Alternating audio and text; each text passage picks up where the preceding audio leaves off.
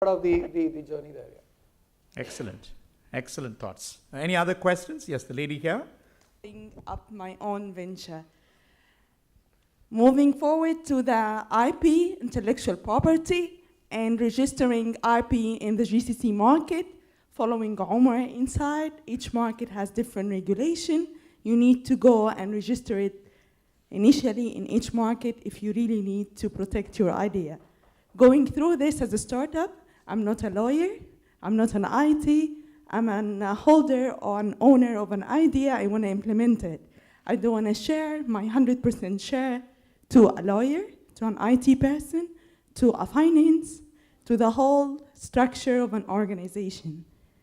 Looking at it, what is the support of the government for a startup company that they wanted to protect the IP? And IP, Omar knows that has different pillars, from the trademark, which means the logo, but there is no protection for an idea, because they will ask you what you need to protect is something that's tangible, so something we can register it for you.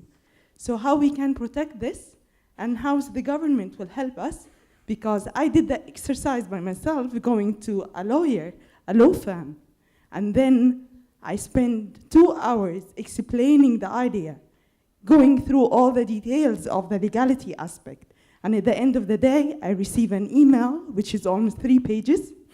And this email is full of legal terminology and end up with a bill that, as a startup, how I really afford it. Interesting. I think Omar and Kara can take this question. Kara, you want to start? How the government can help in this? Okay, if I understand your question correctly, it's mainly centered around IP protection and actually protecting those rights that you say aren't tangible. The government, as for supporting SMEs, we have Dubai SME there. That's obviously there to facilitate you, with these startup questions. Obviously I can't give you the legal advice that perhaps Omar can in the specifics, but in terms of innovation, I understand that it's a very new concept, and obviously the laws and regulations, they do take time to catch up. And this is something that we're very mindful of, but obviously it has to grow organically, and also it does take time for these to be implemented. So in terms of maneuvering within the current legal framework, for SMEs, all I can suggest is that they do reach out to Dubai SME and other such organizations that can help you maneuver these difficulties. Yeah. Interesting. Omar, your legal perspective? Well, I share her concern because the UAE has the most expensive fees in the world for trademark registration. Saudi Arabia is probably the second most expensive in the world, and Qatar is the top 10, in the top 10. So yes, it's an expensive exercise.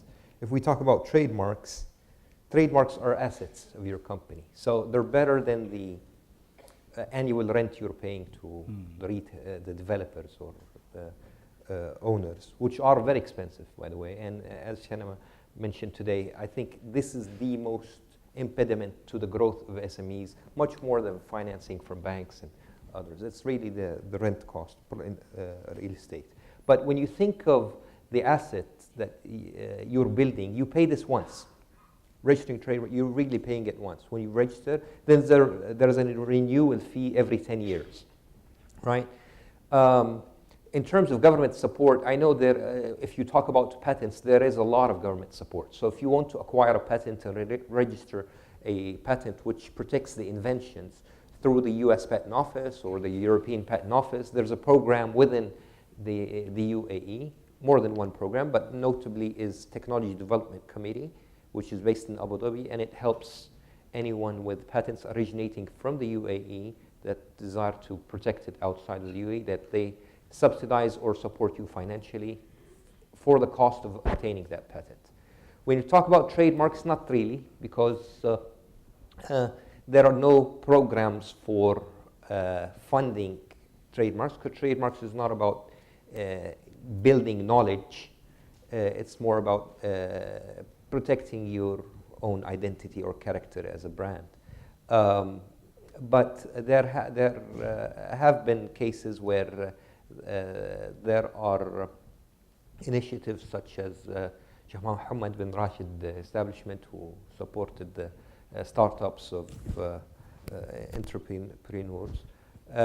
My message to you is that when you, there is so much competition in the market.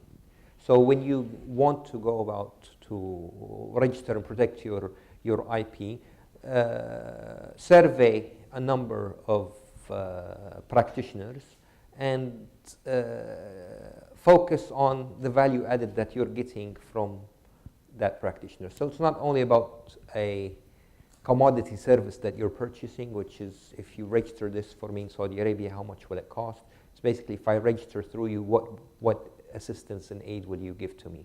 Do you monitor any conflicts? Do you, are you able to secure my domain name if my domain name was taken away? Do you have that capability? I think these are what you should look at. But generally speaking, the straight answer is this is part of the cost of building a business, but at least it's something you will own and it becomes the value of your business. The professor talked about Coca-Cola. Coca-Cola's value is in the trademark. It's not in the factories nor the property that they have. It's in the trademark. And year after year, the equity that you are building is really going into the trademark. So once the business mature, most of the equity will be in your brand. So I think it's worth the investment. That's a very powerful thought. And once you build the brand equity, God willing, you have a decision to part with that business for the right reasons. It's the equity of the brand that's going to take you, to make that relevant and valuable. Amreen, you had some thoughts you want to share? Yeah, quickly, because we've just gone through this. We registered our trademark here and also throughout the GCC because of our expansion. We did it a little bit earlier, and I can tell you, and I've said that to many conferences I've been to, is the best money I've ever spent out of my own pocket, not even investors' money, was a lawyer. And the first thing he suggested I do is I trademark it. And when I looked at the bill 3 years ago, I had a shock. Today, I look back, it was probably the best money I ever spent. So I think what you need to think about, it may look big now because you don't have revenues, it's only an idea, but 10, 15 years down the track, you will look back and say, actually, when I look at my revenues today, it was the few thousands I spent at the time, which looked big, but this is what allowed me to be where I am today. Super. And it will just become an insignificant number, and like Omar just said, however, it is your business. So it's a cost you're gonna have to bear. And it's your decision whether you want to protect it or you want to take the risk, because you may decide not to do it, but bear in mind there's a risk that someone else will take that brand. Yeah, apart from being a cost, it can be looked at as an investment because you're going to get returns on them on the long run, ROI. And you've Any got other a smart questions? accountant, Sorry. if you've got a smart accountant, they'll capitalize it over 4 or 5 years, so your P&L doesn't get affected so That's much. right. Yeah. Thank you, everybody. I want to ask, how can we protect an IP from a government point of view? I am a very good, very active SME company, and I registered an IP with Abu Dhabi government, and the government took this idea and is marketing it in the UAE. How can I protect it? Shall I go to the lawyer and take the government to the lawyer? Who was to go about it? Talk to Omar after the session. You want to go? So how do you protect yourself from the government? That's the question. Well, obviously, you still have the right to sue. So I'm aware of cases that were filed against government corporations for misappropriating intellectual property rights. And really establishing whether you were the owner of an idea that is protected or owner of a copyright and that was taken by the government. I think the treatment of this is just like any other relationship. So whether it's your business partner or it's a government entity or it's an outsider who misappropriated your IP, you still maintain the same rights in the UAE. The courts will not treat this differently whether the person you're suing is a government entity or is a private person. I don't think there's any difference to that.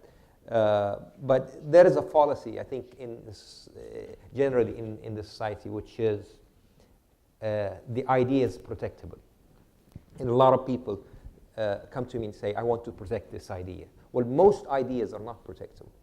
What is protectable is either a trademark, which is an identifier of your business, so it's something you use on your service or use on your product. A copyright, which is an expression, it's not an idea. So you can't copyright the idea of Facebook. but the Facebook page is copyrighted, right? And then you have patents, which are the inventions or technologies that you've created and which are new. So this is not an idea, it's much more deeper than an idea. It's something that you can produce and implement it on the ground. So that's why when we talk about ideas, I'm very careful and keen to make sure that there is no such thing as reserving an idea, that I own an idea and no one can do it. Because the world is now moving to what is called the sharing economy. It's no longer about IP. It's about property which belongs to the world at large. From a pure, let's say, literary creative perspective, there's something called Creative Commons. I'm not sure how many of you are familiar with it. Let's say I produce a piece of art. It could be poetry, it could be a slideshare presentation, it could be a work of knowledge.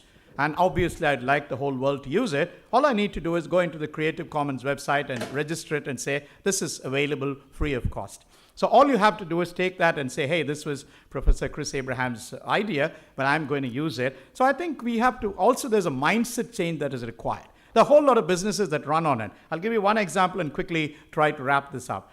Last year, Hilton Hotel, which is one of the largest hospitality groups, made billions of dollars after years of being in the hospitality business. And there's a company called Airbnb, which is basically a facilitating platform. It doesn't run any hotels, it doesn't own any hospitality property, but it actually made more money in terms of $2.7 billion just by offering a platform of services, which is about sharing. You have facilities and products available with you. There's somebody else who wants to share it with you, the whole economy. So there's a whole mechanism, an ecosystem on the sharing economy. You can Google that, you can find out there's plenty of ideas around.